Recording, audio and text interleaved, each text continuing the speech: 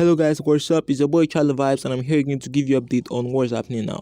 Most of you have continued to see banners and posters about the June 12 protest, and you guys have been asking questions like, what is the June 12 protest all about and why is there a protest on June 12? Well guys, in this video I'm going to be telling you everything you need to know about the June 12 protest and why there's going to be a protest on June 12. But before I continue that, I would love to please join the big family by subscribing to this channel and also click that bell button so you miss any gist I'm going to be dropping later in this channel, and you can check me out across social media platforms as I'm Charlie Vibes. Thank you very much.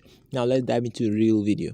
Many Nigerians have chosen June 12 to be the day that they come out to express themselves regarding the insecurities, the bad governance, the police brutality, and many other things governing and overtaking the country as a whole. They've chosen June 12 to come out to cry out to the government to do the needful. Now, you might want to ask, why June 12? Well, June 12 is the supposed democracy day for Nigeria, and for many Nigerian youth, the government is not practicing a democracy at all. So they are coming out to cry out to the government since they already have a day for democracy. Why don't you practice democracy? Another question that many people continue to ask is, who is organizing or who is sponsoring the June 12 protest? Well, it's a nationwide protest and nobody in particular is sponsoring or organizing the protest. The protest is being held by Nigerian youth in general. Another question that many people have is, what are they protesting about on June 12? Well, there are many things that Nigerian youth want to come out and protest about, and some of them are these things showing right on your screen. These are just a few things that Nigerian youth want to come out and protest against.